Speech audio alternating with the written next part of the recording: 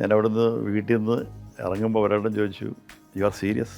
ഞാൻ പറഞ്ഞു, ഭരതേട്ടൻ്റെ അടുത്ത് നമ്മൾ സിനിമയ്ക്ക് വരുന്നത് ആർട്ടിസ്റ്റിനെ നോക്കിയിട്ടല്ല, ഭരതേട്ടനെ നോക്കിയിട്ടാണ്. ഭരതേട്ടന് ചെയ്യാൻ പറ്റുമെന്ന് അറിയാമല്ലോ, യു പ്രൂവ്ഡ്.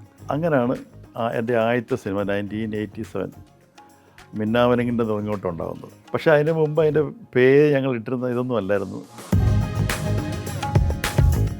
ഒരു ദിവസം ഉച്ചയ്ക്ക് മധുവേട്ടന് ക്യാമറ ഒക്കെ ഫിറ്റ് ചെയ്തുകൊണ്ടിരുന്നപ്പോൾ അവിടെ ഭയങ്കര ബഹളം, ചാകര എന്ന് പറഞ്ഞിട്ട് തൊട്ടടുത്ത്.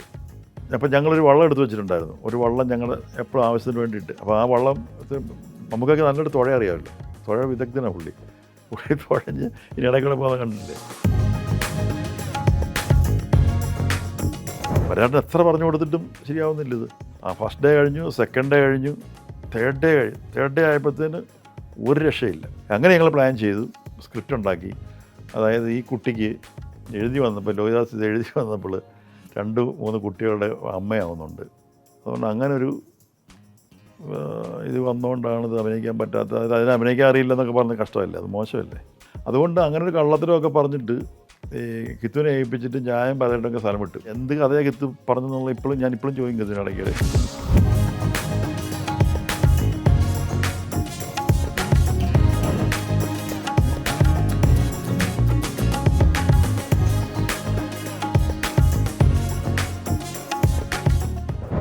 ഞാൻ ഇപ്പോൾ ആലോചിക്കുന്നത്, അപ്പം എന്നോട് ചോദിച്ചത് എന്തുകൊണ്ടാണ് ഈ സിനിമാ ലോകത്തേക്ക് ഞാൻ വന്നു എന്നുള്ളത്. സത്യം പറഞ്ഞാൽ എനിക്ക് കോളേജിലൊക്കെ പഠിക്കുന്ന കാലത്തും ഈ സിനിമ ഡയറക്ഷനോട് വലിയ താല്പര്യമായിരുന്നു. സിനിമ ഡയറക്റ്റ് ചെയ്യുക, സിനിമയിൽ ഇൻവോൾവ് ആകുക എന്നൊക്കെ എൻ്റെ ചിന്ത എനിക്കൊരു സ്കൂളിൽ പഠിക്കുന്ന കാലത്ത് മുതലുണ്ടായതാണ്. അപ്പോൾ ആക്ച്വലി കോളേജ് പഠനം പ്രീ ഡിഗ്രി ആണ്, ഞങ്ങളുടെ കാലത്ത് പ്രീ ഡിഗ്രി എന്ന് പറയും. പ്രീ ഡിഗ്രി സമയത്തൊക്കെ അത് കഴിഞ്ഞപ്പോൾ എനിക്ക് ഇൻസ്റ്റിറ്റ്യൂട്ടിൽ പോയാൽ കൊള്ളാമെന്നുണ്ടായിരുന്നു. അപ്പം എൻ്റെ ഫാദറൊക്കെ അന്ന് ഈ എന്താ പറയുക, ഈ സൺഡേ സ്കൂളിൽ ഹെഡ് മാസ്റ്റർ എന്നൊക്കെ പറഞ്ഞൊരവസ്ഥയുണ്ടല്ലോ, ഈ പള്ളി സൺഡേ സ്കൂളിൽ. അവർക്കൊന്നും ഈ സിനിമ എന്ന് പറഞ്ഞാൽ കൃത്യമായിട്ട് അത് ശരിയായൊരു സംഭവമാണോ, വളരെ ഓർത്തഡോക്സ് ഫാമിലിയിൽപ്പെട്ടൊരു വികാരമാണല്ലോ അത്. അപ്പോൾ എന്നെ അങ്ങനെ ഇൻസ്റ്റിറ്റ്യൂഷനിൽ പഠിപ്പിക്കാൻ വിടുന്നതിനെ പറ്റിയിട്ടൊന്നും എൻ്റെ ഫാദർ ചിന്തിച്ചിട്ടേ ഇല്ല. അപ്പോൾ എനിക്ക് മനസ്സിലായി ഇത് നടക്കുന്ന കാര്യമല്ല, ഈ ചിന്ത കൊണ്ടു നടക്കാനേ പറ്റത്തുള്ളൂ. അന്ന് സിനിമകൾ എടുക്കുന്ന സമയത്ത് എനിക്ക് ഇഷ്ടം, അന്ന് പപ്പേട്ടൻ, പത്മരാജന്, KG ജോർജ്, അതുപോലെ ഭരതേട്ടന്, പിന്നെ മോഹൻ, ഡയറക്ടർ മോഹൻ എന്നൊക്കെ ഉണ്ടാവും, നിങ്ങൾക്ക് അറിയാമായിരിക്കും. പിന്നെ അടൂർ ഗോപാലകൃഷ്ണൻ്റെ സിനിമകൾ, ഇങ്ങനെയൊക്കെയുള്ള സിനിമകളായിരുന്നു നമുക്ക് താല്പര്യം, കാണാനും കേൾക്കാനും ഒക്കെ ഇഷ്ടം.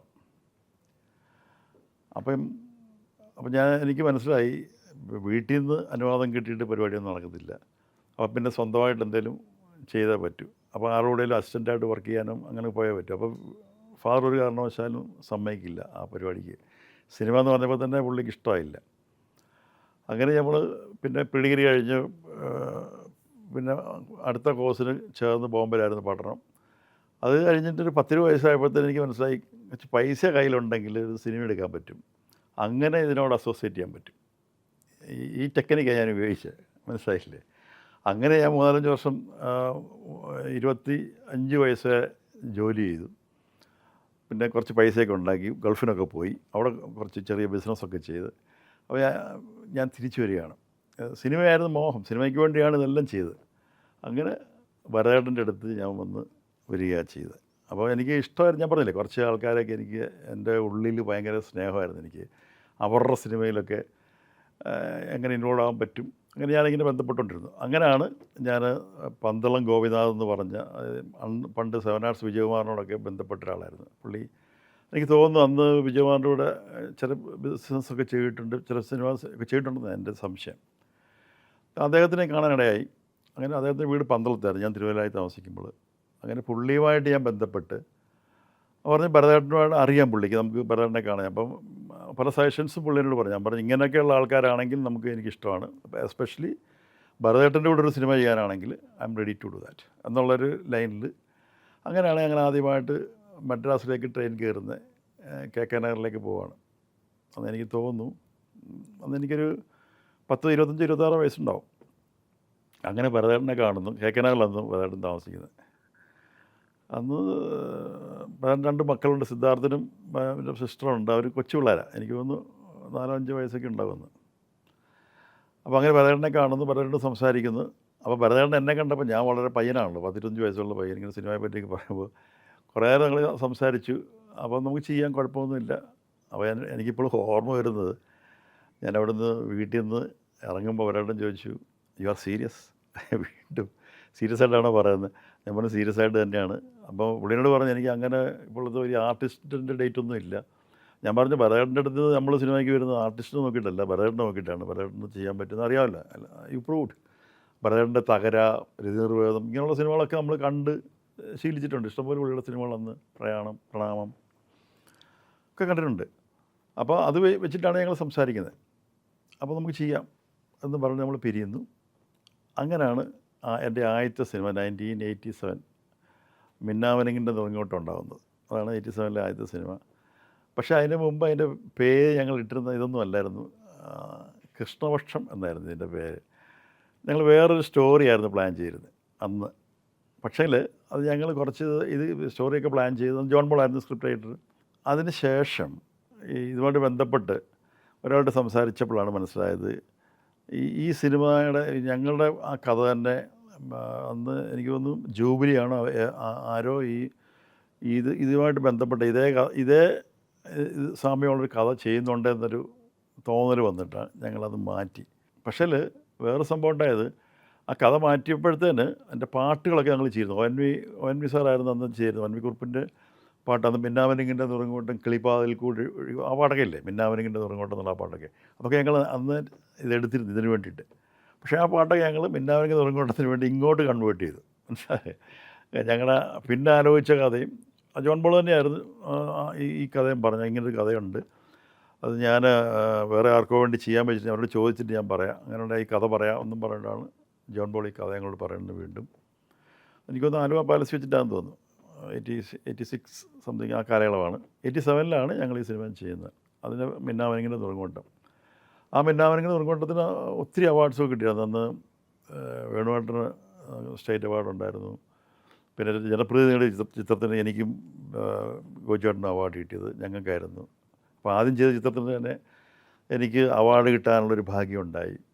പിന്നെ അതുപോലെ ക്യാമറയ്ക്കും കുറേ അവാർഡ്സ് കിട്ടി. അപ്പോൾ അന്ന് നായകന് അന്ന് വേണുകേട്ടന് പിന്നെ നാഷണൽ അവാർഡിന് മത്സരിച്ചപ്പോൾ നായകനാണ് കിട്ടിയത്. അത് കമലഹാസന് നായകൻ എന്നുള്ള സിനിമയ്ക്ക് ഓരോ വോട്ടിൻ്റെ വ്യത്യാസത്തിലാണ് പോയത്. അല്ലെങ്കിൽ അന്ന് പുള്ളിക്ക് നാഷണൽ അവാർഡ് കിട്ടിയാനായിരുന്നു 87-ൽ നെടുമുടി വേണുകേട്ടന് കിട്ടേണ്ട ഒരു അവാർഡാണ് ലോസായിപ്പോയത്. അങ്ങനെയാണ് എൻ്റെ ആദ്യത്തെ സിനിമാ സംരംഭം. അത് ഭരതേട്ടനാണ് ആ സിനിമയിൽ എൻ്റെ ഡയറക്ടറും. ഞാൻ സിനിമാ ലോകത്തേക്ക് വരുന്നത് അദ്ദേഹം വഴിയാണ്. അദ്ദേഹമാണ് എൻ്റെ ഒരു എന്താ പറയുക, ഗുരുവും എല്ലാം. എൻ്റെ സഹോദരൻ, എൻ്റെ ഒരു വളരെ എനിക്ക് സിനിമാ ലോകത്ത് ഏറ്റവും ഇഷ്ടമുള്ള ഒരാളായിരുന്നു. ആരെന്ന് ചോദിച്ചാൽ എനിക്ക് പറയാൻ പറ്റും, ഒന്ന് ഭരതേട്ടൻ, 2 വേണുവേട്ടൻ, നെടുമുടി വേണു, രണ്ടും. പിന്നെ ഉണ്ട് ഒത്തിരി പേര്, ജയരാജുണ്ട്, കിത്തു ഉണ്ടൊക്കെ ഉണ്ട്, സുഹൃത്തുക്കളൊക്കെ ഉണ്ട്. എങ്കിലും എനിക്ക് ഭരതേട്ടൻ്റെ കാര്യം പറയുമ്പോൾ എന്നെ സിനിമയിലേക്ക് എന്നെ കൈപിടിച്ച് കൊണ്ടുവന്ന ഒരാളെന്ന് പറയാൻ പറ്റും. 87-ലായിരുന്നു മിന്നാമിനുങ്ങി നുറുങ്ങോട്ടം. അത് കഴിഞ്ഞിട്ട് പിന്നെ നമ്മൾ എൻ്റെ അടുത്ത സിനിമ 90-ലാണ് ഷൂട്ട് ചെയ്യുന്നത്, അമരമാണ്. ഈ അമരത്തിലേക്ക് വരുന്നതും ഒത്തിരി കഥയുണ്ട്, ധാരാളം കഥകളുള്ളൊരു സിനിമയാണ്. ഒത്തിരി ഹാർഡ് വർക്കും അതിൻ്റെ പിന്നിലെ സ്ട്രെയിനും ടെൻഷനും ഞാൻ പലയിടത്തൊക്കെ പറഞ്ഞിട്ടുണ്ടത്, പല ചാനലുകളൊക്കെ പറഞ്ഞിട്ട് ഒത്തിരി വന്നിട്ടുള്ളത്. അപ്പോൾ ആ അമരം ഞങ്ങൾ പ്ലാൻ ചെയ്യുമ്പോൾ ശരിക്കും ആദ്യം അതിൻ്റെ റൈറ്ററും ഒക്കെ വേറെയായിരുന്നു. ഇതിൻ്റെ എഴുതാനും അങ്ങനെയുള്ള സംഭവങ്ങളൊക്കെ തീരുമാനിച്ചത് വളരെ ചേഞ്ചസൊക്കെ, ഒത്തിരി ചേഞ്ചസ് ഉണ്ടായി ഈ അമരത്തിൻ്റെ കാര്യത്തിൽ. അത് ഞാൻ സത്യത്തിൽ അത് വൈശാലിയുടെ ഫങ്ഷന് എറണാകുളത്ത് വരുമ്പോഴാണ് എല്ലാവരും ഉണ്ട്. അന്ന് ഭരതേട്ടൻ എന്നെ ക്ഷണിച്ചിരുന്നു ഫങ്ഷൻ. കാരണം വൈശാലിയുടെ ഷൂട്ടിംഗ് സമയത്തൊക്കെ ഞാൻ ഭരതേട്ടനോട് ഉണ്ടായിരുന്നു കുറേ സമയങ്ങളിലൊക്കെ. അപ്പോൾ അതിൻ്റെ പ്രോഗ്രാമിന് ഞാനും പോയിരുന്നു. ഈ ഫങ്ഷൻ 100-ാം ദിവസവും അതിൻ്റെ ഒരു ഫങ്ഷൻ ഉണ്ടായിരുന്നു. അന്നാണ് എന്നെ മമ്മൂക്കായെ പരിചയപ്പെടുത്തുന്നത്, ഭരതേട്ടനെ പരിചയപ്പെടുത്തുന്നത്. ഞാൻ ആദ്യമായിട്ടാണ് അന്ന് പുള്ളിയെ കാണുന്നത്. അപ്പം അദ്ദേഹം ഇങ്ങനെ പറഞ്ഞു, എനിക്ക് മിന്നാമനങ്ങിൻ്റെ ഉറങ്ങോട്ടം ഞാൻ ചെയ്ത് ബാബു തിരുവല്ല എന്നെ പേര്. ഇതിനിടയ്ക്ക് വേറെ രസം പറയാം, ഈ ബാബു തിരുവല്ല എന്ന് പേര് വരാൻ വലിയ രസമാണ്. എൻ്റെ വീട്ടിലെ പേരാണ് ബാബു എന്ന്. ഒഫീഷ്യൽ നെയിം ഫിലിപ്പ് ജോസഫ് എന്ന് എൻ്റെ. അപ്പം ഈ ബാബു എന്ന് വിളിക്കുന്ന വീട്ടിൽ വിളിക്കുന്ന പേരും സുഹൃത്തുക്കളൊക്കെ ബാബു എന്നാണ് വിളിക്കുന്നത്. അപ്പോൾ ഭരതേട്ടൻ്റെ അടുത്ത് ഞാൻ വന്നപ്പോൾ മിന്നാമനങ്ങിൻ്റെ ഉറങ്ങോട്ട സമയത്തൊക്കെ വന്നപ്പോൾ പിന്നെ ഭരതേട്ടൻ്റെ ആർട്ട് ഡയറക്ടറുടെ പേര് ബാബു എന്നാണ്. പിന്നെ പുള്ളിയുടെ ഡയറക്ഷനിൽ 2 പേരുടെ പേര്, ഒരു 5-6 ബാബുമാരുണ്ട്. അപ്പോൾ ബാബു എന്ന് പറയുമ്പോൾ പെട്ടെന്ന് എല്ലാവരും കൂടെ തിരിഞ്ഞ് നോക്കും. അപ്പോൾ ഞാൻ വിളിച്ചത് ഇന്ന തിരുവല്ലയിൽ ബാബുവിനെയാണ്. അങ്ങനെ തിരുവല്ല ബാബു തിരുവല്ല എന്ന് പറഞ്ഞിട്ടാണ് ഞാനങ്ങ് ബാബു തിരുവല്ല ആകുന്നത്. അല്ലാതെ പേരങ്ങനെ ഇട്ടതൊന്നുമല്ല, ഇങ്ങനെ ആയിപ്പോയതാണ്.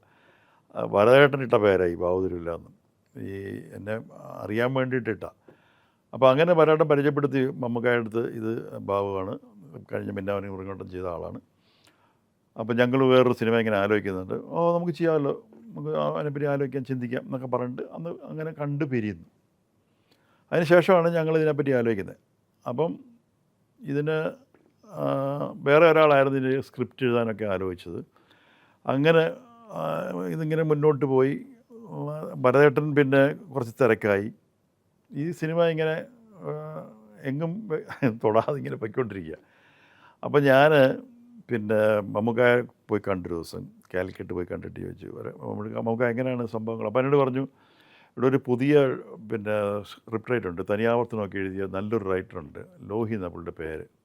അപ്പോൾ എനിക്ക് തോന്നുന്നു ലോഹിയേട്ടൻ ഒരു 2-3 സിനിമ ചെയ്തിട്ടുണ്ടാവും. സിബിയുടെ വേറെ 1-2 സിനിമകൾ ചെയ്തിട്ടുണ്ടെന്ന് തോന്നുന്നു. അപ്പോൾ പുള്ളി ഒന്ന് കണ്ടാൽ നല്ലതായിരുന്നു അങ്ങനെ ഒരു റൈറ്റിങ്ങിൽ. അപ്പം പല്ലിശ്ശേരിയുടെ ഒരു കഥയാണ് ബേസ്ഡ് ഇത്.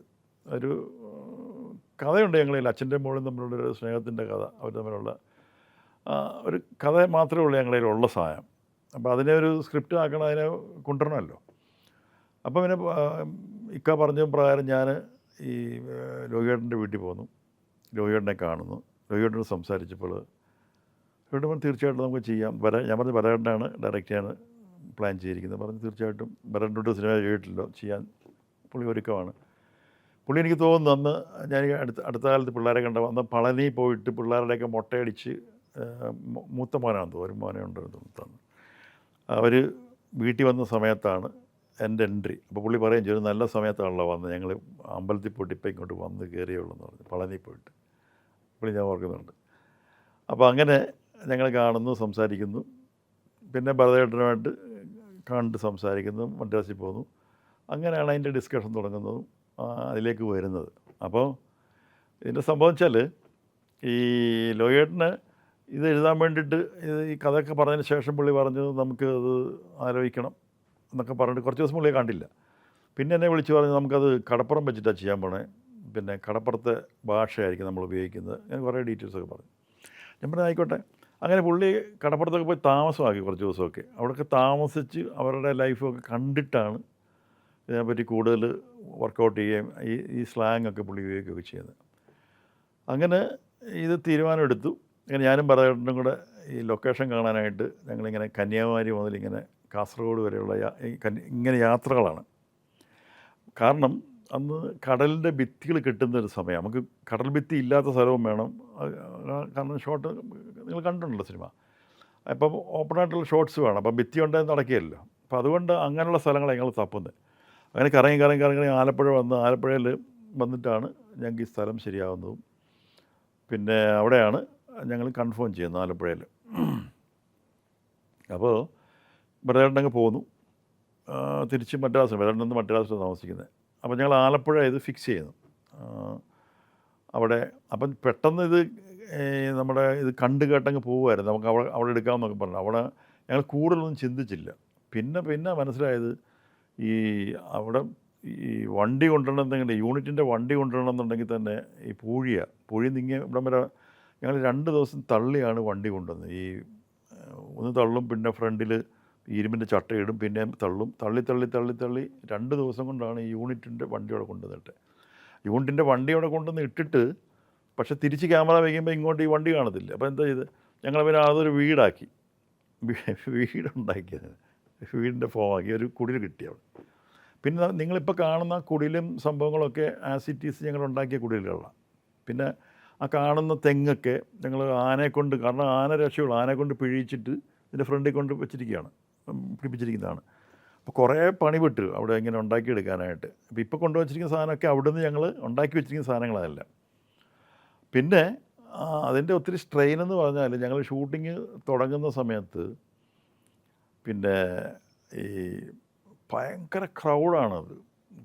പ്രത്യേകിച്ച് മമ്മൂക്കയുണ്ട്, പിന്നെ മുരളിയുണ്ട്, ചിത്രണ്ട്, ഇവരൊക്കെ അന്നും സൂപ്പർ സ്റ്റാർസാണ് ആര്, മമ്മൂക്കയൊക്കെ. അപ്പോൾ ഇവരെ കാണാൻ വേണ്ടി ഭയങ്കര ആൾക്കാരാണ്. എനിക്ക് തോന്നുന്നൊരു 10,000 ആൾക്കാർ കൂടുതൽ ഒരു ദിവസം രാത്രി ആലപ്പുഴയിൽ നിന്ന് മുതൽ അങ്ങ് ഇങ്ങ് വരെയുള്ള ആൾക്കാർ ഉണ്ട്, ഇങ്ങ് അറ്റം വരെയുള്ള ആൾക്കാരുണ്ട്.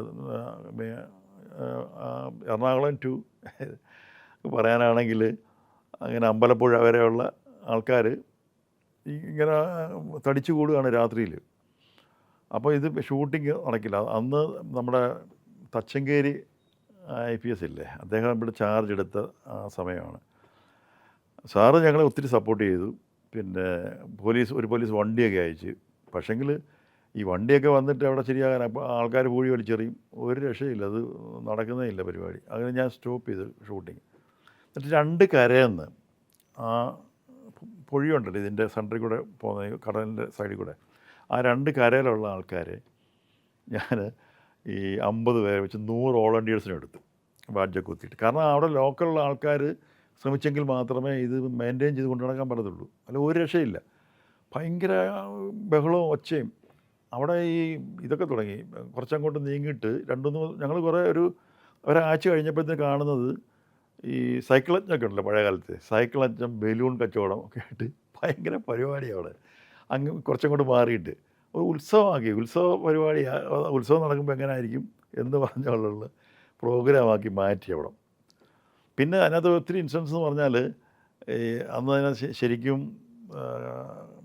അശോകനല്ല അതിനകത്ത് അഭിനയിക്കേണ്ടിയിരുന്നത്. ഞങ്ങൾ വെച്ചിരുന്നത് നമ്മുടെ ഈ കണ്ണകിൽ അഭിനയിച്ച പയ്യനില്ലേ, ഇൻട്രസ്റ്റിങ്ങിനായിട്ട് അഭിനയിച്ചേ, ആ പയ്യനെയാണ് വെച്ചിരുന്നത്. അപ്പോൾ ഞാൻ ശരിക്കും വീട്ടിൽ നിന്ന് തലേ ദിവസം വരേട്ടനൊക്കെ ആലപ്പുഴ വന്ന് ക്യാമ്പായി. അപ്പോൾ ഞാൻ വീട്ടിൽ നിന്ന് ഇറങ്ങുക തലേ ദിവസം വന്നിട്ട് പിറ്റേ ദിവസം ഷൂട്ടിങ്. വീട്ടിലേക്ക് വന്ന് ടെലഗ്രാമൊക്കെ ഉണ്ട്, ടെലഗ്രാമേ ഉള്ളൂ, ഈ ഇന്നത്തെ പോലെ ഫോണൊന്നുമില്ല. ഒരു ടെലഗ്രാം വന്ന് മറ്റേ ആ പയ്യൻ വരുന്നില്ല എന്നുള്ളത്, പുള്ളി സിക്കാണ്, ഹോസ്പിറ്റലിൽ അഡ്മിറ്റാണ്, സോ വരാൻ മാം സോറി എന്നും പറഞ്ഞിട്ട് ടെലഗ്രാം. ഞാൻ ആ പാടെ ടെൻഷനായി.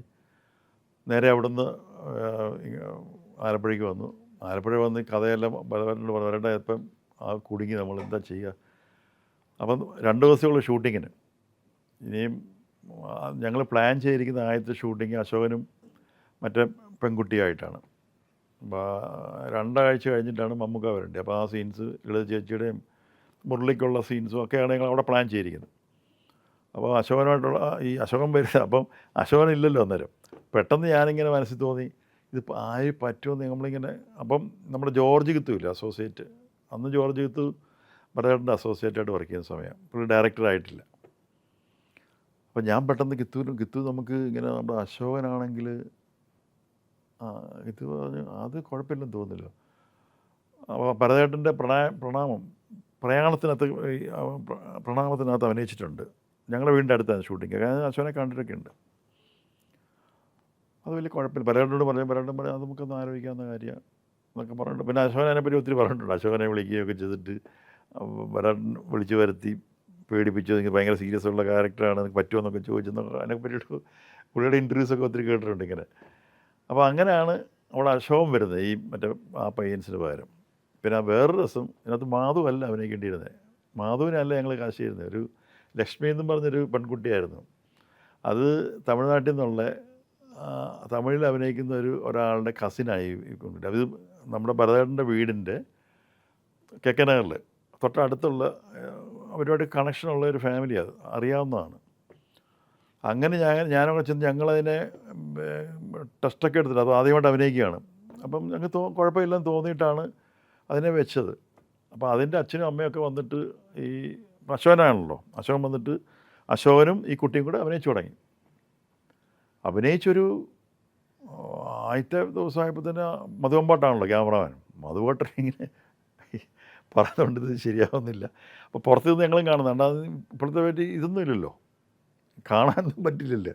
ഇപ്പോൾ നമുക്ക് മോണിറ്ററിൽ കണ്ടോണ്ടല്ലോ നമ്മൾ ഷൂട്ട് ചെയ്യുന്നത്. ആ പരിപാടിയൊന്നും വന്നില്ലല്ലോ. അപ്പോൾ ഇത് വാഷ് ചെയ്ത് 3 ദിവസം കഴിഞ്ഞാൽ ഇതെങ്ങനെ ഇരിക്കുമെന്ന് അറിയുന്നത്. അപ്പോൾ നമുക്കിത് അഭിനയിക്കുമ്പോൾ ശരിയാവുന്നില്ലെന്ന് മനസ്സിലാവുന്നുണ്ട്. ഇത് ആദ്യമായിട്ട് അഭിനയിക്കുന്നത്. വരാണ്ട് എത്ര പറഞ്ഞു കൊടുത്തിട്ടും ശരിയാവുന്നില്ല ഇത്. ആ ഫസ്റ്റ് ഡേ കഴിഞ്ഞു, സെക്കൻഡ് ഡേ കഴിഞ്ഞു, തേർഡ് ഡേ ആയപ്പോഴത്തേന് ഒരു രക്ഷയില്ല. ഞങ്ങൾക്ക് അത് തീരുമാനമായി പറ്റില്ല എന്നുള്ളത്. അങ്ങനെ ഞങ്ങൾ പ്ലാൻ ചെയ്തു. ഇത് നടക്കില്ലല്ലോ.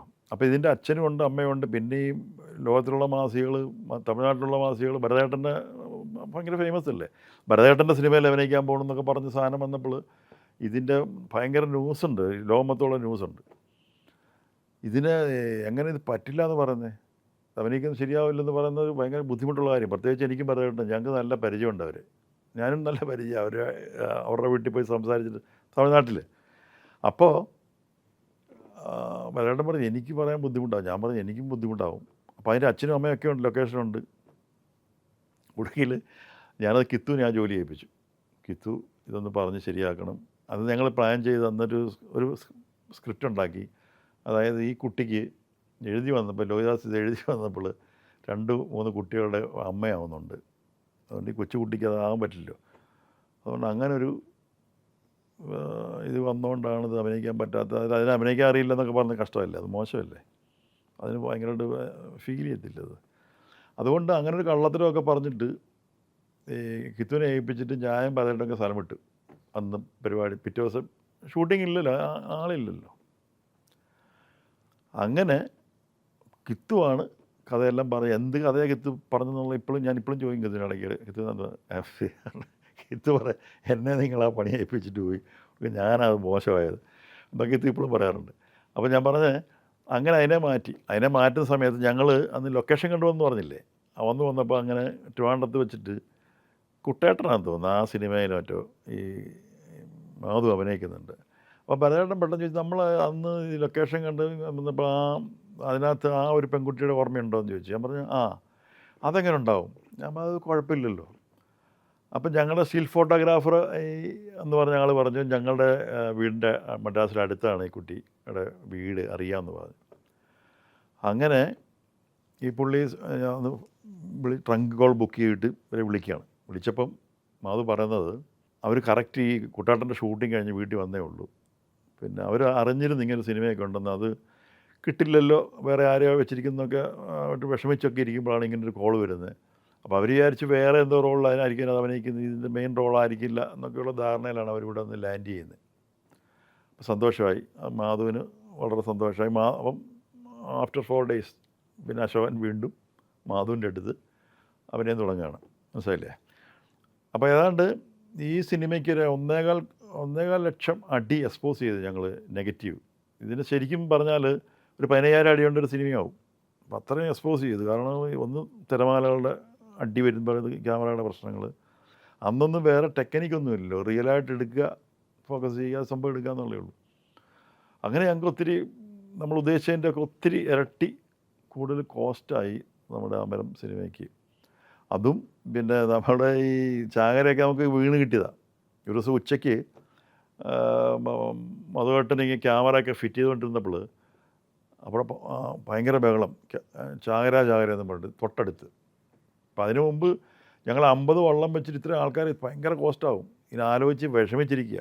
അന്ന് ആ വിഷമിച്ചിരിക്കുന്നതിൻ്റെ പിറ്റേ ദിവസമാണ് ഇതിങ്ങനെ ഒരു ദൈവാധീനം പോലെ ഇത് നമ്മുടെ മുമ്പിൽ. അപ്പം അന്ന് ഉച്ചയ്ക്ക് മമ്മൂക്കായാണെങ്കിൽ അന്ന് സാധാരണ ഇടയ്ക്കൊക്കെ പുള്ളിയെ തിരിച്ച് ഉച്ചയ്ക്ക് ഹോട്ടലിൽ പോകുന്നില്ല. കാരണം ഇതിലെ ചവിട്ടി പോകണമല്ലോ, ഈ പൂഴിക്കൂടെ ചവിട്ടി ഇങ്ങനെ റോഡിൽ വരണമല്ലോ, അതൊരു മെനക്കെട്ട പരിപാടി. അതുകൊണ്ട് പുള്ളി അന്ന് അവിടെ കിടക്കുക. മിക്ക ദിവസങ്ങളും ചിലപ്പോൾ കുടിലങ്ങ് ഉച്ചയ്ക്ക് ഭക്ഷണം കഴിച്ചിട്ട് കിടക്കും. അന്നേരമാണ് അപ്പം ഞങ്ങളൊരു വള്ളം എടുത്ത് വെച്ചിട്ടുണ്ടായിരുന്നു. ഒരു വള്ളം ഞങ്ങൾ എപ്പോഴും ആവശ്യത്തിന് വേണ്ടിയിട്ട്. അപ്പോൾ ആ വള്ളം നമുക്കൊക്കെ നല്ലൊരു തുഴ അറിയാമല്ലോ, തുഴ വിദഗ്ധനാണ് പുള്ളി തുഴഞ്ഞ് ഇനി ഇടയ്ക്കൂടെ പോകുന്നത് കണ്ടിട്ടില്ലേ. അതങ്ങനെ ഞങ്ങൾക്ക് കിട്ടിയതാണ് ശരിക്കും. അതുണ്ടാക്കാനാണ് ഒത്തിരി പൈസ പിന്നെ ആകേണ്ടി വന്നതിനായിരുന്നു. അപ്പോൾ അങ്ങനെ ഒത്തിരി സംഭവങ്ങൾ അമരത്തിലുണ്ടായിട്ടുണ്ട്, ഒത്തിരി അത്ഭുതങ്ങളും. അതുണ്ടാകേണ്ട ഒരു സിനിമയാണെന്ന്, അതൊരു നന്മയുടെ ഭാഗമാണല്ലോ നമ്മൾ പറഞ്ഞത് മൊത്തം. അതുകൊണ്ടത് 100-200 ദിവസങ്ങളൊക്കെ തിയേറ്ററിൽ ഓടി. ഇപ്പോഴും ഞാൻ അതിൻ്റെ റിലീസ് ഇപ്പോൾ സംഭവിച്ചില്ല. ഇപ്പോൾ റിലീസ് ചെയ്ത് ആ സിനിമ.